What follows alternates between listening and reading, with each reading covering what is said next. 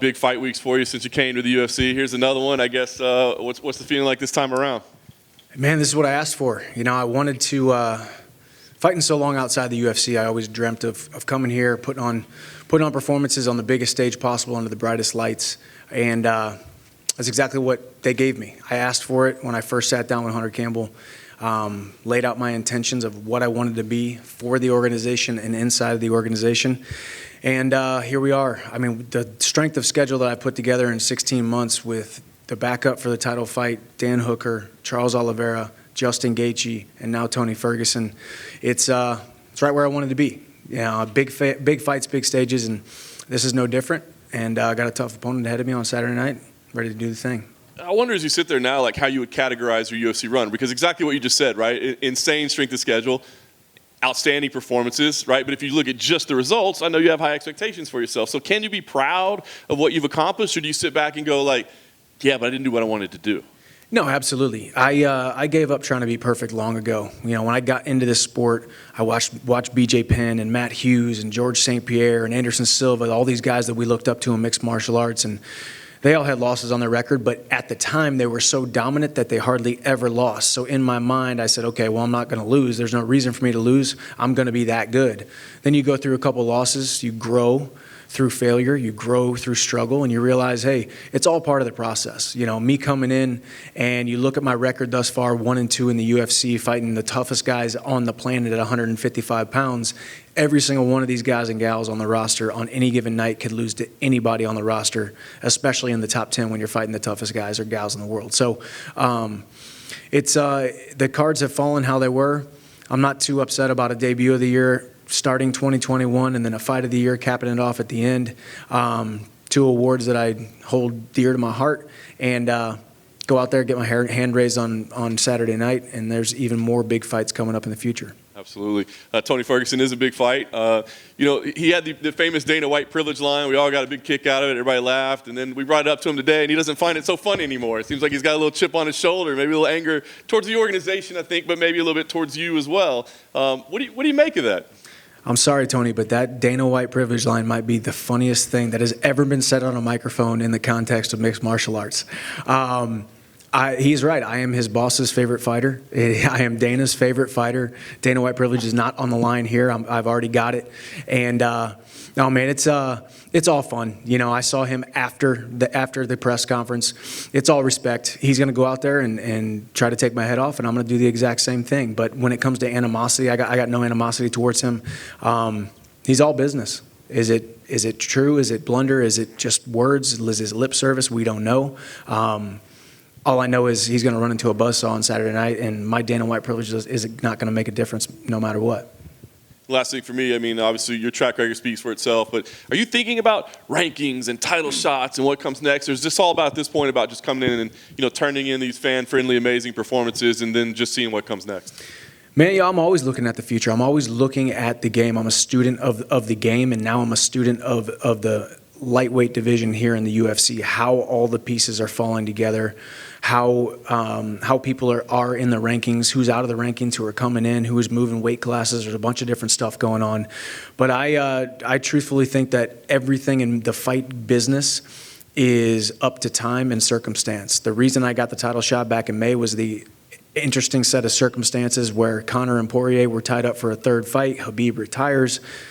In steps me and Charles Oliveira. Now, there's going to be a scenario on Saturday night where one of the two men in the main event win the fight and either retain the title or win the title, and there's not an MMA fan alive that doesn't want to see me rematch either of those guys, Charles Oliveira and especially Justin Gaethje, in a 5-round title fight. So we'll see what happens. All I know is I can take care of business on Saturday night. I'll break bread with Dana and Hunter, and we'll talk about what's next.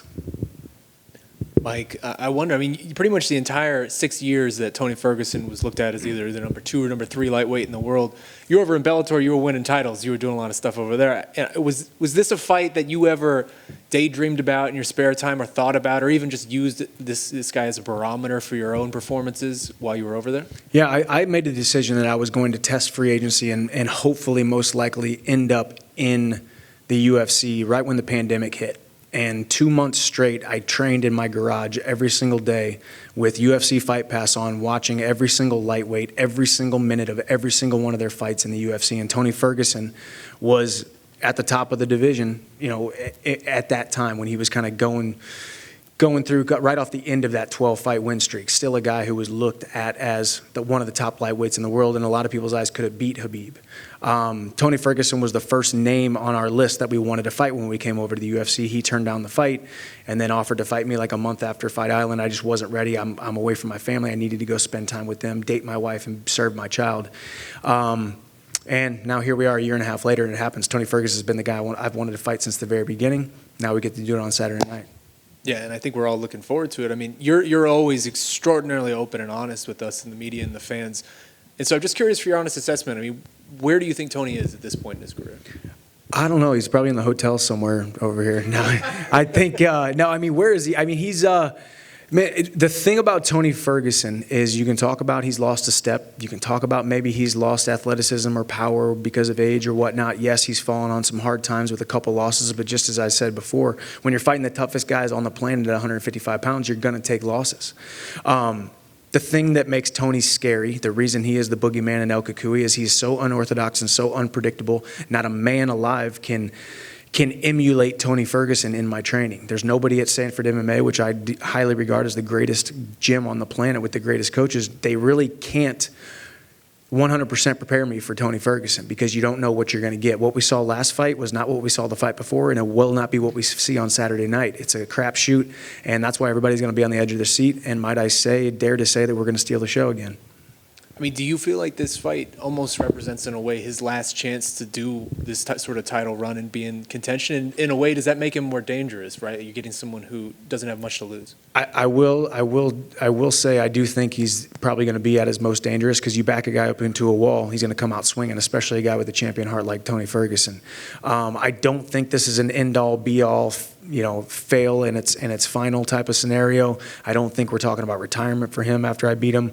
I don't think we're talking, this is his last fight. I think Tony Ferguson, and in the sport of mixed martial arts, when you got a big of a name as a fan-friendly and a fan favorite as Tony Ferguson is, and has the following that he has, he's still a large piece of this promotion at the lightweight division. He's a guy who puts butts in seats and a guy that people want to watch fight. So he's got a career as long as he wants to have it.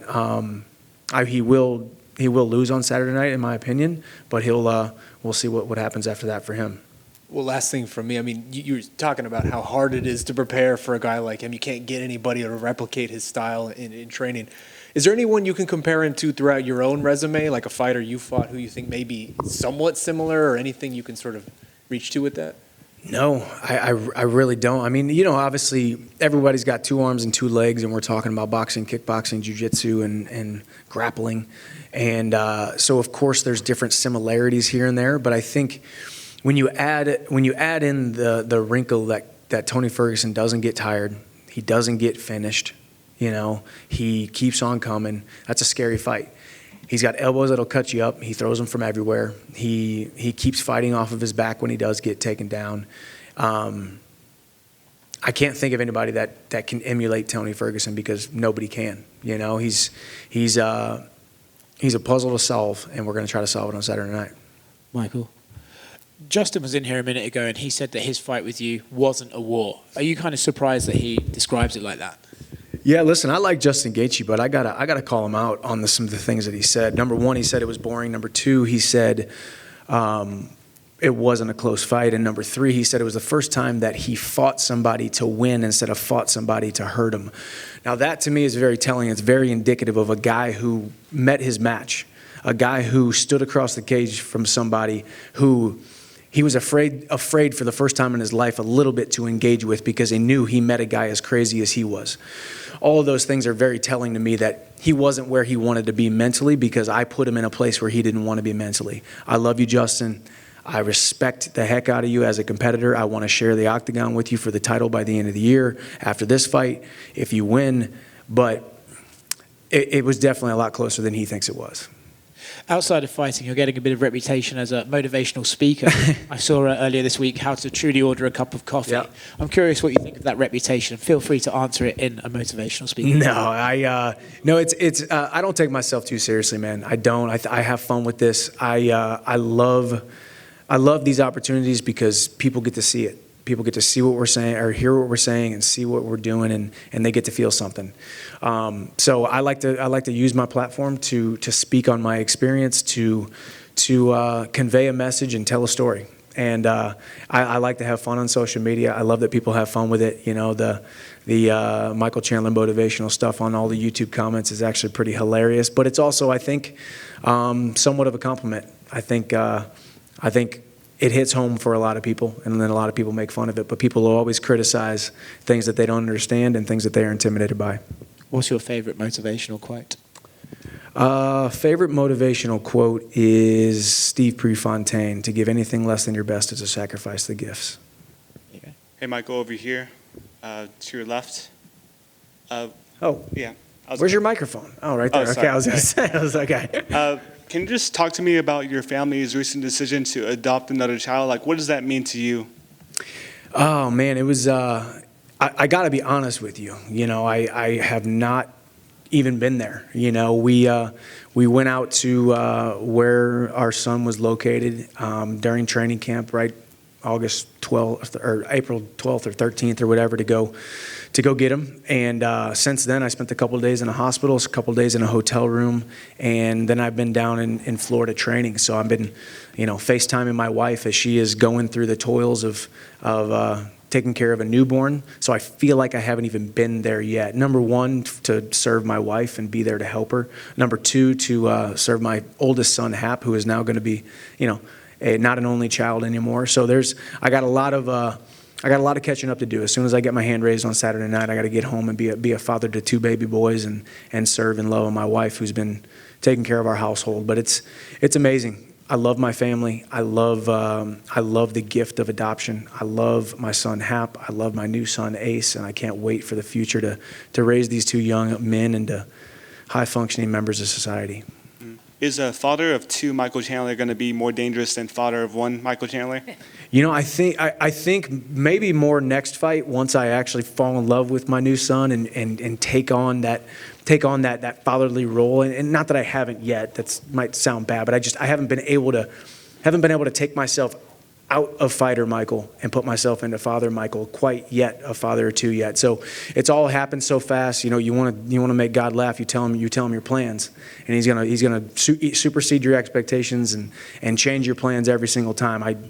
It was precarious timing for him to be born 2-3 weeks before my fight, but I'm dangerous no matter what, man. Y'all have seen me perform. I like to go out there and bite down my mouthpiece and have a good time. And I definitely got another why, a little extra wrinkle in my game, a little bit of extra love in my heart.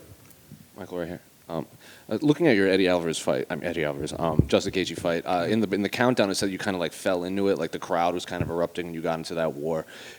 Against Tony Ferguson, it doesn't seem like it matters who he fights. They're going to get booed regardless because Tony Ferguson is such a fan favorite. Have you had to do anything in camp to prepare or just get your mind so you don't fall into that trap of the fans around you? No, I haven't, but I will say that. I mean, I remember how big of a support he had in May when I fought Oliveira for the title.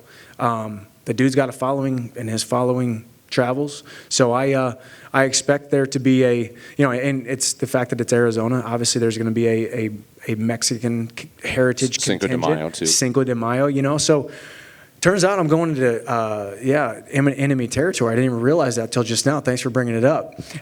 No, but I just competition to me, hand-to-hand combat is the same, whether it's in front of a couple hundred people at the Hearn Center back in Missouri or at these sold-out arenas. I'm going to go out there and do what I do best. I know you said you hope to fight Justin for the title by the end of the year. Is that your official pick for the main event? You think Justin is going to win? God, it's so hard to pick against Justin Gaethje, but Charles Oliveira keeps on superseding all of our expectations. It's hard to make a pick. If I had to be a betting man and put money on it, I would say Justin Gaethje gets the slight edge just because he can push for so hard for 25 minutes. We know he's going to be able to do that. So That would be my official pick. And yeah, I think there's no MMA fan on the planet that doesn't want to watch me fight Justin Gaethje by the end of the year for the title. Hey, Michael, over here. You've been speaking a lot about Tony's erratic striking patterns, and you've said multiple times how no training partner could exactly emulate what he brings to the table. So how do you possibly prepare for someone as unpredictable as Tony Ferguson is? It's a good question, and I answer it how I always answer everything. When most people ask about opponents and film study and how much time is allotted towards my own increasing of my skills and how much focused on the opponent, I always focus 80 to 90% on myself. How does Michael Chandler become a better athlete, a more dangerous striker, a more dangerous grappler, in shape, strong, fast, athletic? How do I use my attributes to fight anybody and beat anybody on the planet? And then that last 10, 20%, focus on small little habits and tendencies and idiosyncrasies of the opponent. We've watched Tony's tape. It's impressive in so many different ways, and as you said, it's erratic and it's unpredictable. So that's kind of the fun thing about this fight. Expect the unexpected and go out there and just be comfortable not knowing what is coming next. Be comfortable and have no expectations of how the fight is going to play out. Go out there and have fun and be confident in my skill set, and I get my hand raised. And lastly, going off what you just said, you often speak about setting yourself apart from the rest in regards to your training regimen or other lightweights in the division. So what are some things you do on a daily basis that differentiate you from the pack? Man, I think I've trained on the East Coast, West Coast, and everywhere in between. And I'm telling you right now, nobody lives the lifestyle that I live. And I'm 36 years old, and I'm competing at an extremely high level because of it. Why has my body lasted so long? It's great supplementation. It's great sleep. It's taking care of my body and treating myself like a professional athlete. And then inside of the training sessions, going harder than everyone else, doing the extra stuff, and then taking care of my body through body work and myofascial release on my roller every single day. The body will perform and last so much longer than we give it credit for if you give it the right tools and you give it the right love that it deserves. So I just go harder than everyone else. My standard for hard work is much higher than anybody else that has sat in this chair, and I will put that on everything. So that's what I've done, and I don't like to get out of shape, so I stay in shape, and that's why it's lasted so long.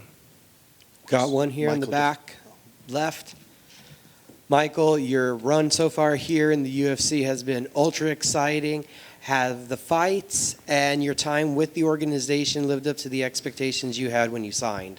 It's exceeded my expectations. You know, I think when you're outside the UFC, you have this view of what it might be to be over there in the UFC, and it has exceeded my expectations. The bright lights, the platform, the ability to have a voice and a platform is what I've always wanted. I've always felt like I was underutilized and underappreciated for the amount of work that I put in and the amount of skill that I had. You know, going back to that gentleman's question, I've treated this training camp and every other training camp in my entire life like it was the most important training camp of my life. I fought some very subpar fighters compared to my abilities, and I always trained as if I was fighting the #1 guy in the world. So to not get the recognition for that was hard at times, knowing I was underappreciated, and that's why I spend as much time as I can on this microphone and spend as much time as I can in front of these cameras, because I'm making up for lost time,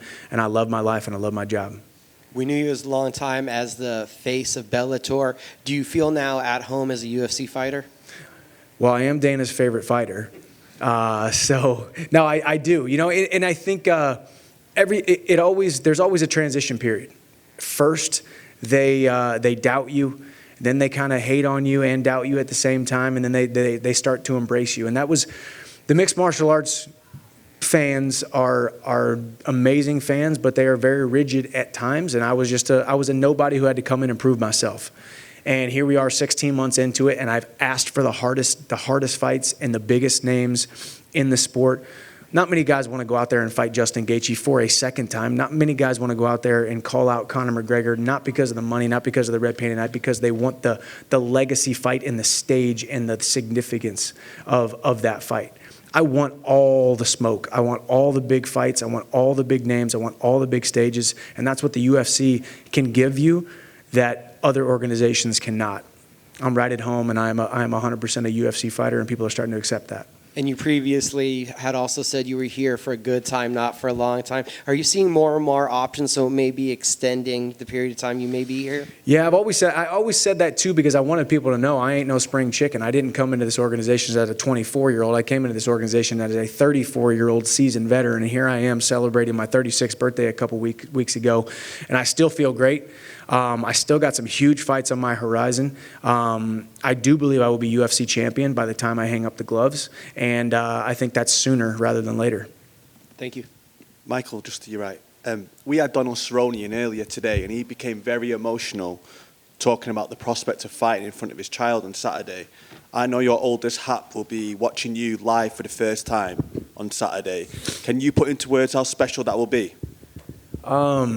I've tried not to think about it, honestly. It's like, take yourself back to Madison Square Garden.